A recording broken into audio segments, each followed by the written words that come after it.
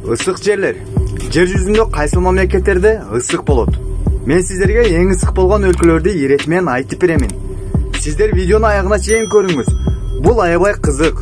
Кызыккандар үчүн.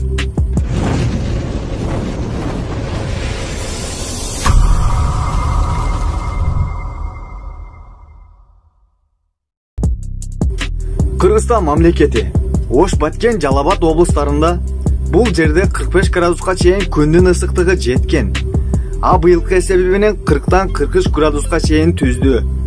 Кыргызстан мамлекеттеринин түштүк жергелеринде айырмаланып турганы күндүн ысыгы жана мөмө жемиштери өзгөчө таандуу бышат. Ошол күндүн ысыктыгы себеп Кыргызстанда мөмө жемиш көп өлкөлөргө жөнөтүлүү боюнча эң көп өсүүчү жана жөнөтүлүүчү Кыргызстан мамлекетинин түштүк областтарынан көп жөнөтүлөт десе да болот. Жана сиз билген экватор сызыгы ал Кыргызстан мамлекетинин дал түштүк жергесинде жайгашкан. Бананды Африкада гана ысык үчүн ал жакта гана өсөт дечү беле, ал Кыргызстанда түштүк жергесинде аба ырайы ысыктыгы үчүн өсүүдө жана өсүп келет.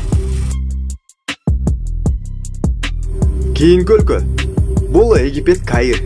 Мен сиздерге айтып коеюн дегеним, видеодо барган сайын өлкөлөр бири-биринен өткөн ысык болгон өлкөлөр айтылат. Египет, Каир бул өлкөдө 47 градус ысык болот. Сахрапикалык курдун түштүк чек арасында Сахар шаарынын жанында миңдеген минаралар курулган. Бүгүнкү күндө 9 миллионго жакын адам жашайт. Каирдеги жаан-чачын аз кездешет. Азыркы учурда шаардын үстүнөн асман сулуу кызгылт сары түстө турат. Бул жакта аба ырайы кургак жана ысык шамалдар менен шамал адамга уруп турат. Жергиликтүү тургундар жана туристтер үйлөрдө жана мейманкаларга орун алган. Эгерде туристтер башына жолук же маскалар менен сактанбаса, күйүп калысы толугу менен ыктымал. Же медициналык маскалар жана тыгыз жолуктар менен коргой алышат. Быйыл нормалдуу болушу мүмкүн аба ырайы, же болбойбу белгисиз. Ал эми Египеттин билим берүү министри орто мектепте бүтүрүүчүлөрдү токтотууга күнүн ысыгына байланыштуу аргасыз болду. Иран Ахваз.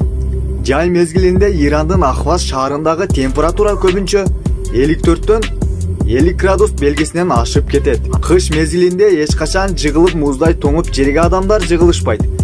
Ушундай чоң ысыкты өткөрүп берүү адамдарга айрыкча нымдуулуктан улам кыйла оор болуп эсептелет. Ушундай ысыктуулуктан улам өсүмдүктөр сөзсүз түрдө өсүп жатат. Дагы бир коркунучтуу көйгөй бар. Абанын төмөн сапаты адамга көп ысыктуулук зыян берүүсү унутпаш керек. Жана бороон чапмыдын нефимиялык тармактардын чыгындылары да болот. Ахваз бул ири өнөр жай борбору. Бул жер планетада эң көп авиа аба ырайы менен шаар катары таанылган бул мамлекеттерге. Дагы таң калыштуу жер, бул мамлекет бардык өлкөлөрдөн аба ырайы ысыктуулугу боюнча эң алдыңкы катарда. Бул мамлекеттин жанында башка өлкөлөрдүн ысыктуулугу Кудайга шүгүр десе да болот. Мексика, Сан-Луис бул жердин ысыктыгы 58 градуска чейин ысык болот.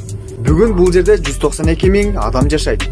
Шаарга жагымдуу географиялык абалга ээ Мексика менен Акшиган чек арасында. Сан-Луис, Рио, Колорадо жумшак кыш жана эң ысык жай айлары болот десе да болот. Бул жерде такай ысык болуп тура бербесен, аба ырайы алмашып түшүп көтөрүлүп турат. Буга чейин 1952 жылы июнда абанын температурасы 50 градуска чейин көтөрүлдү. Бул расмий жазуу деп эсептелет. Бул өлкөдө эң айрыкча температуранын көтөрүлүшү жайдын июл айында катуу ысыктык болуп аба өзгөрөт. Бул жерде эң катуу ысыктыктын градусу тилкеси 58 градуска чейин жетти. Таң калыштуусу, жылуулук бул шаардын тургундарына бирден бир коркунучтуу эмес, бизге дешүүдө. Бул жердин аймагы тобокелдикке көбөйгөн зонага кирет деп айтылууда. Мисалы 2010 жылдын жазында жер титирөөдөн кийин алар электр энергиясы, суу жана бензинсиз көптөн бери калышып келишет. Бүгүн видео ушу сыяктуу аба ырайлары тууралуу болду. Ар бир жаратылышка шүгүр кылып туралы.